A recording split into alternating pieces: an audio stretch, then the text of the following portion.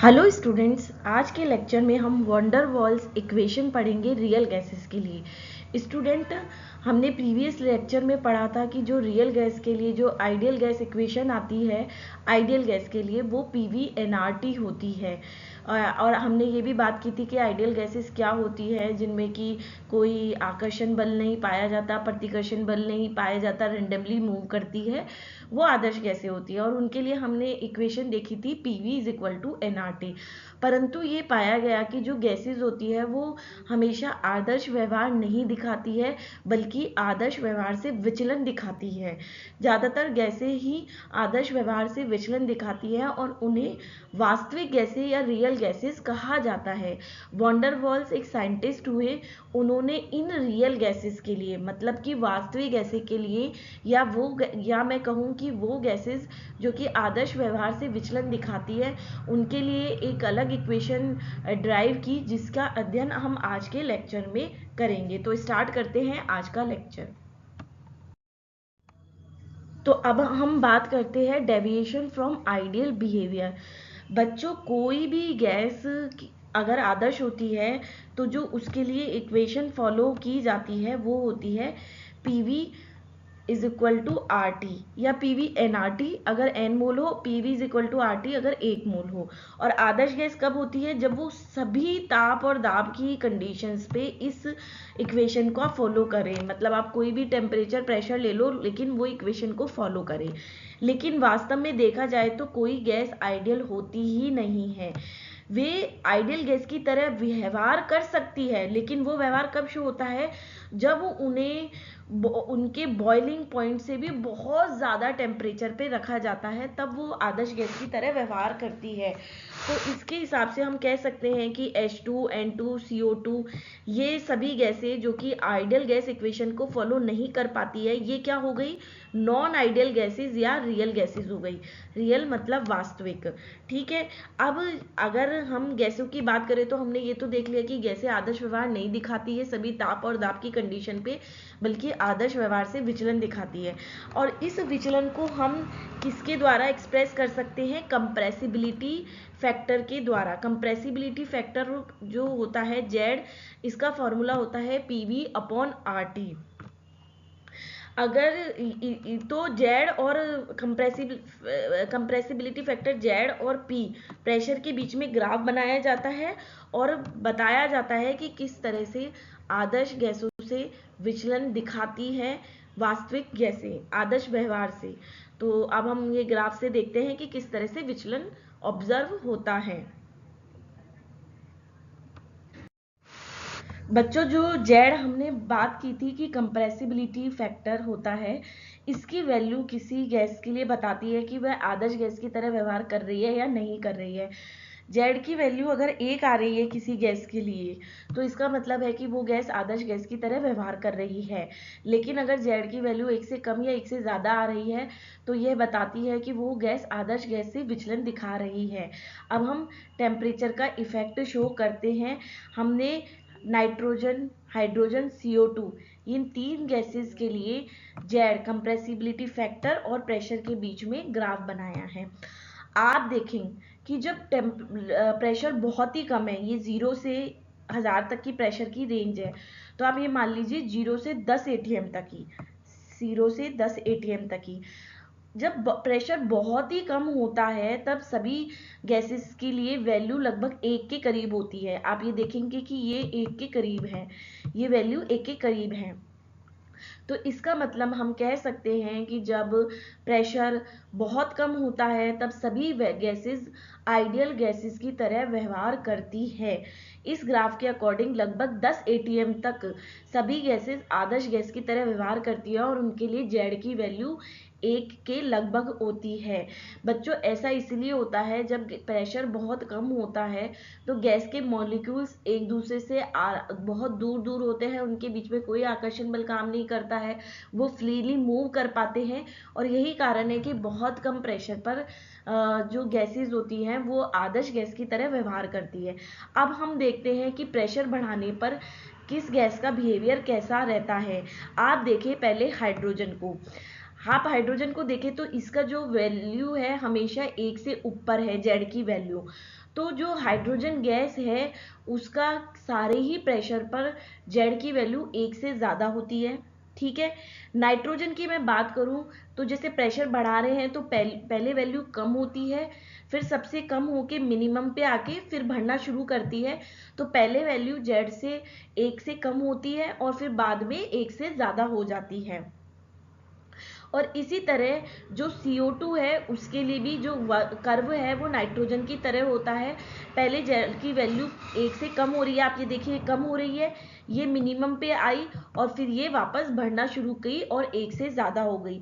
तो हाइड्रोजन के लिए कर्व नाइट्रोजन और CO2 से अलग है, क्योंकि इसके लिए हमेशा जेड की वैल्यू 1 से ज़्यादा है।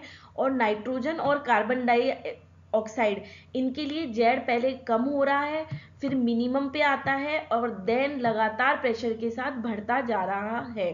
ठीक है, तो ये चीज़ हो गई। आप देख रहे हैं कि किस तरह से जेड की वैल्यू जब 1 से ज़्यादा है या 1 से कम है तो इसका मतलब ये है कि गैसेस आदर्श गैस की तरह व्यवहार नहीं कर रही है। और ये कब ऑब्जर्व होता है? जब प्रेशर ज़्यादा होता है उच्च दाब की अवस्था पर।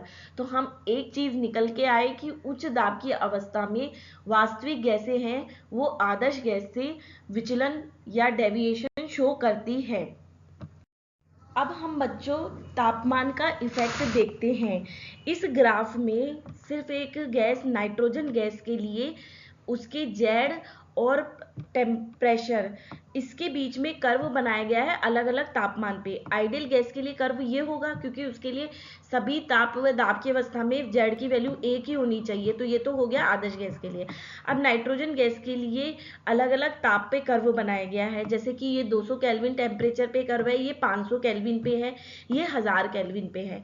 तो आप देखेंगे कि जैसे जैसे मैंने टेम्परेचर बढ़ाया, 200 से 500 किया, 500 से 1000 किया, तो जो कर्व है वो लगभग आदर्श गैस जैसा प्राप्त होने लगा है। यहाँ पे तो डेविएशन है, बढ़ रहा है, कम हो रहा है। अब यहाँ पे धीरे धीरे ये यहाँ पे आ गया। अगर मैं 2000 केल्विन कर दूंगी तो ये कर्व ऐसे हो जाएगा और हाई टेम्परेचर पे ये लगभग आदर्श गैस जैसा हो जाएगा। तो टेम्परेचर के इफेक्ट से हमें ये बात पता चली कि जो गैसेज होती है वो कम तापमान पे आदर्श गैस के व्यवहार से विचलन दिखाती है, और जब तापमान बहुत अधिक होता है तो वो लगभग आदर्श गैस की तरह व्यवहार करने लगती है। तो आपने दाब और ताप से क्या सीखा? आपने सीखा कि अगर वास्तविक गैस को आदर्श गैस की तरह व्यवहार करवाना है तो क्या होना चाहिए? दाब तो होना चाहिए बहुत कम और ताप होना चाहिए बहुत ज़्यादा। तो वास्तविक गैसें सिर्फ कम दाब और अधिक ताप की परिस्थितियों में ही आदर्श गैस की तरह व्यवहार करती है। जब दाब अधिक हो या ताप कम हो तो वो आदर्श व्यवहार से विचलन दिखाती है। तो ये हमने देखा कि किस तरह से दाब और ताप का प्रभाव पड़ता है आदर्श गैस के व्यवहार में। वॉन्डर वॉल एक साइंटिस्ट हुए थे स्टूडेंट्स, जिन्होंने 1873 में काइनेटिक थ्योरी की डिटेल में स्टडी की और उन्होंने पाया कि काइनेटिक थ्योरी के जो दो पोस्टुलेट थे वो गलत थे या वो एप्लीकेबल नहीं थे वास्तव में गैसेस पे। फर्स्ट जो पोस्टुलेट उन्हें गलत लगा वो ये था कि मॉलिक्यूल्स के, जो काइनेटिक थ्योरी ने कहा था कि जो गैसियस मॉलिक्यूल्स होते हैं वो पॉइंटलेस होते हैं, उनका खुद का कोई वॉल्यूम नहीं होता। ये वॉन्डर वॉल साइंटिस्ट को गलत लगा। दूसरा जो पॉइंट उन्हें गलत लगा वो उन्हें ये गलत लगा कि काइनेटिक थ्योरी ने ये बताया था कि जो गैस के बीच में कोई अंतर आणविक आकर्षण बल नहीं होता, no intermolecular attraction force exist in between the molecules of gases.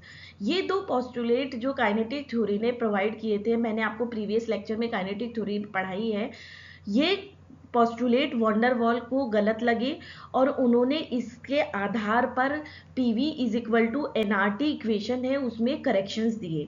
First जो करेक्शन था वो वॉल्यूम करेक्शन था।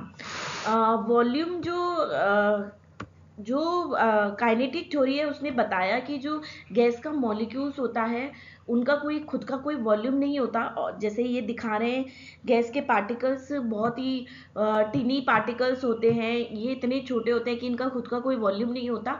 और जिस कंटेनर में गैस भरी रहती है वो पूरा वॉल्यूम गैस के फ्रीली रैंडमली मोशन के लिए अवेलेबल होता है। तो जो आइडियल गैस की जो अवधारणा थी उसमें gas molecules co dot molecules माना, जिनका जो वॉल्यूम है वो 0 होता है, नेग्लिजिबल वॉल्यूम होता है, और पूरा कंटेनर का एंटायर स्पेस फ्रीली मूवमेंट के लिए अवेलेबल होता है। वॉन्डरवॉल ने कहा कि ऐसा नहीं होता है। वास्तव में जो गैसेज होते हैं वो रिजिड स्फेरिकल पार्टिकल्स होते हैं जिनका एक डेफिनेट वॉल्यूम होता है। ये जो फर्स्ट है ये आइडियल गैस को बताता है, आप देखें पार्टिकल कितने छोटे छोटे हैं, लेकिन जो सेकंड है वो रियल गैस को बताता है। पार्टिकल्स देखें रिजिड स्फेरिकल स्फीयर है, इनका डेफिनेट वॉल्यूम होता है। इसीलिए अगर मैं इनके वॉल्यूम को इकट्ठा करूं तो ये जो देखे आप यहाँ पे आपने इकट्ठा कर दिया, तो ये वॉल्यूम है जो फ्रीली मोशन के लिए अवेलेबल है, ना कि ये पूरा स्क्वायर फ्रीली मोशन के लिए अवेलेबल है। तो जो गैस के मॉलिक्यूल्स का जो वॉल्यूम है जो वो ऑक्यूपाइड करते हैं, या जो इफेक्टिव मॉलिक्यूल पर मोल ऑफ गैस है उनको बी माना। ये बी है जो गैस का वो है कि फ्रीली मोशन के लिए अवेलेबल नहीं होगा। तो जो फ्रीली मोशन के लिए इसे हम कहते हैं एक्सक्लूड वॉल्यूम, ये फ्रीली मोशन के लिए अवेलेबल नहीं होगा। तो जो फ्रीली मोशन के लिए अवेलेबल होगा वो क्या होगा, टोटल वॉल्यूम V में से एक्सक्लूड वॉल्यूम हटा देंगे तो जो मोशन वॉल्यूम है वो फ्रीली मोशन के लिए अवेलेबल होगा, और इसे V आइडियल कहते हैं। तो जो करेक्शन किया वो क्या किया, V ideal is equal to V बराबर NB, V बराबर V minus NB, sorry B minus B तब होगा जब 1 मोल गैस हो, अगर N मोल गैस हो तो V माइनस NB। B क्या होता है, एक्सक्लूड वॉल्यूम, वो वॉल्यूम जो कि फ्रीली मोशन के लिए यूज नहीं किया जा सकता है। तो 1 मोल के लिए एक्सक्लूड वॉल्यूम क्या आया, B, तो N मोल के लिए क्या आएगा, NB। तो इस एक्सक्लूड वॉल्यूम को टोटल वॉल्यूम में से जब माइनस करते हैं तो हमें वो वॉल्यूम प्राप्त होता है जो कि आइडियल गैस के लिए वॉल्यूम जो दिया गया था वो उसके बराबर होता है, जो कि फ्रीली मोशन के लिए अवेलेबल होता है। तो एक्सक्लूड वॉल्यूम बच्चों आपको अच्छे से समझना चाहिए, ये वो वॉल्यूम है जो कि गैस के मॉलिक्यूल मोशन के लिए नहीं यूज कर सकते। आप देखेंगे कि यहाँ पे ये जो वॉल्यूम है वो एक्सक्लूडेड वॉल्यूम है, बी है।